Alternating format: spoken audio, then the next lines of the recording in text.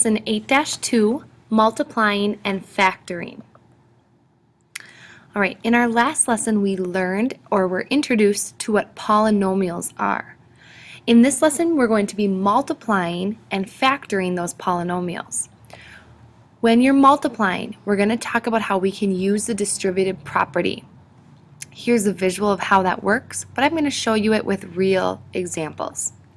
So, multiplying a monomial and a trinomial.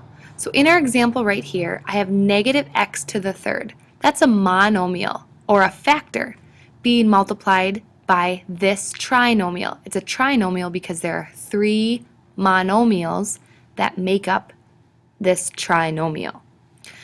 One way to multiply is to use the distributive property, meaning this term, this monomial, negative x to the third power, is going to be multiplied to every part of this trinomial. So you want to be really careful when you're doing this. I'm going to re-highlight it so that you don't lose negatives and you don't lose exponents. Remember that when you're multiplying exponents that have the same base, you just add them, you don't multiply.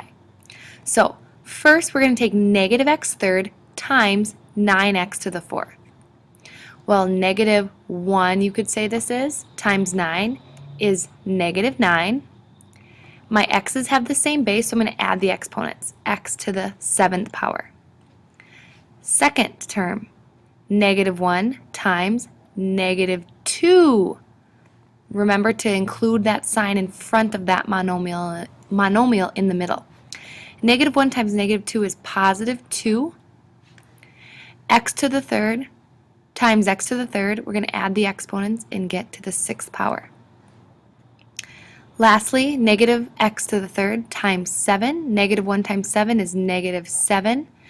My x to the third just carries along, and I'm going to match this answer to option D. Let's do one more together.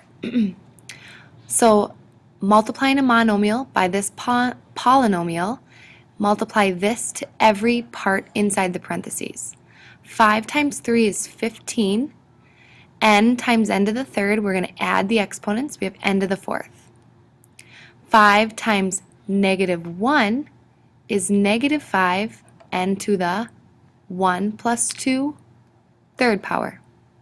5n times 8 is a positive 40n. All right. Factoring a polynomial reverses the multiplication process. When factoring a monomial from a polynomial, the first step is to find the greatest common factor. Here's what I mean. In the last example, we multiplied a factor by a polynomial. In these examples, they're going to give you the polynomial or that trinomial, and they want to pull out a factor on the outside. So we're reversing the example that we just did.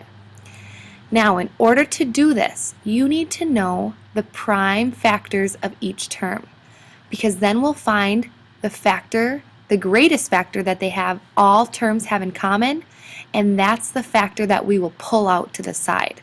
So let me show you what I mean. All right, I'm going to list my three terms vertically. 5x to the third, 25x squared, and 45x. All right, and now I'm going to list each term's prime factorization. Well, 5 is already a prime number, so to come up with 5 times x to the third, it's 5 times x times x times x.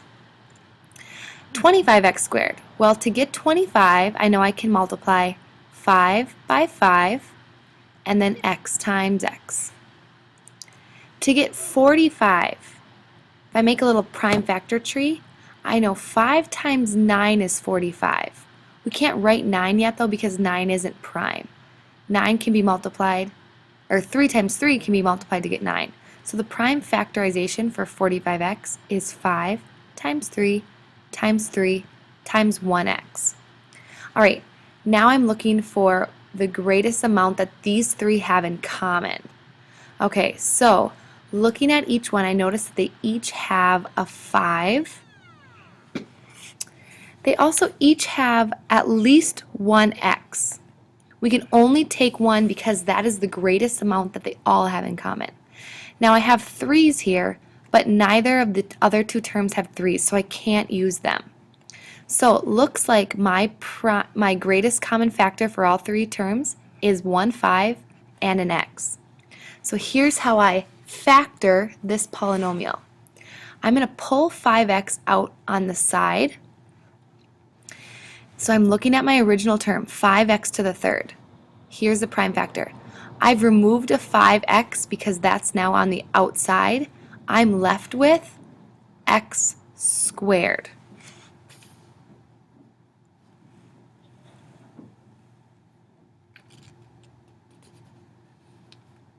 Okay, sorry, I just want to check that. Looking at the second term, I've already used a 5 and an x. I pulled that to the outside. I'm left with 5x, positive 5x. And my third term, I've used the 5 and an x. I have 3 times 3. We do that multiplication. That's a positive 9. So I just went one step further than we had to in this lesson. All we had to do in this example is find the 5x, the greatest common factor. I just realized I went one example ahead. So let's just do one more greatest common factor. So I have a polynomial. I'm going to write my terms here. Notice this is a negative 9x squared, but I'm just going to, for right now, just write 9x squared and 12x. So I'm going to write their prime factorizations. 3 times x times x times x times x. 3 times 3 times x times x. 3 times 4 is 12, and to factor 4, it's 2 by 2 and 1x.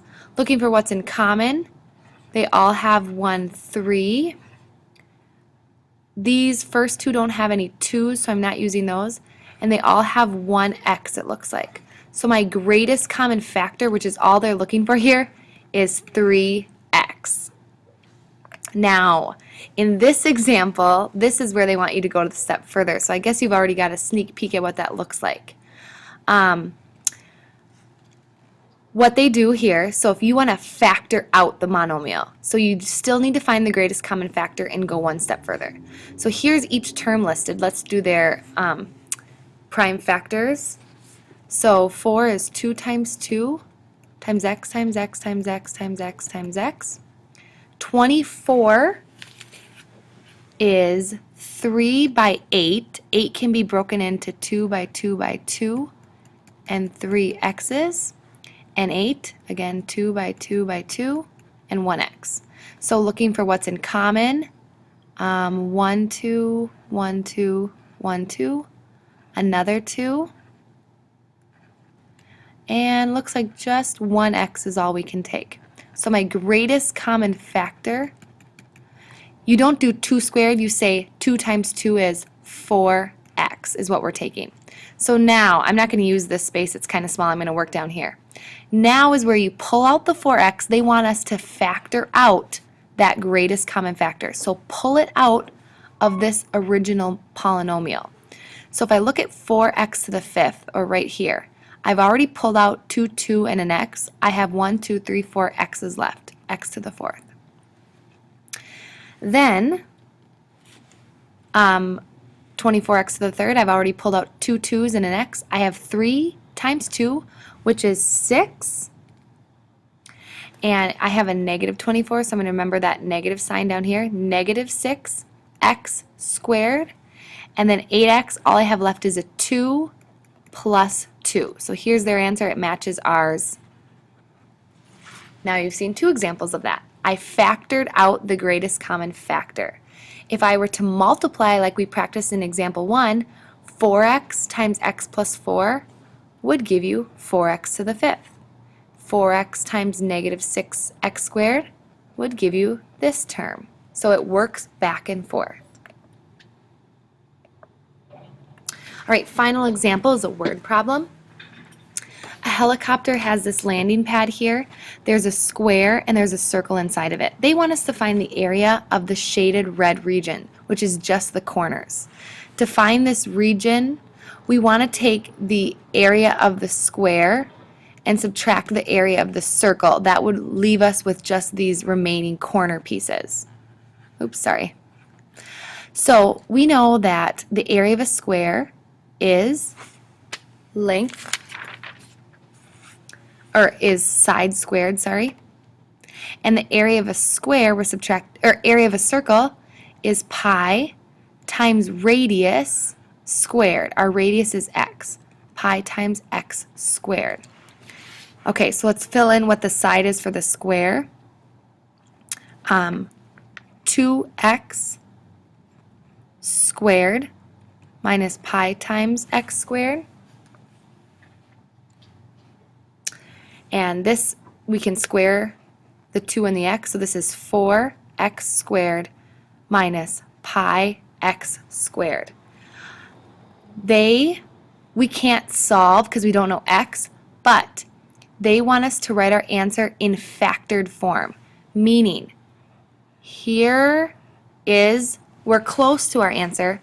What factor can we pull out to the side and have the rest in parentheses? So what do these two terms have in common? Well, looks like all they have in common is just the x squared.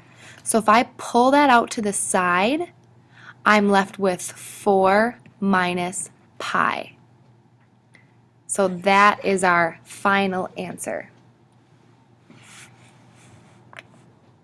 All right, here's the lesson check. I'd like you to complete 1 through 7 and bring your answers to class. Go back and rewatch. There was a lot of important details to take note of.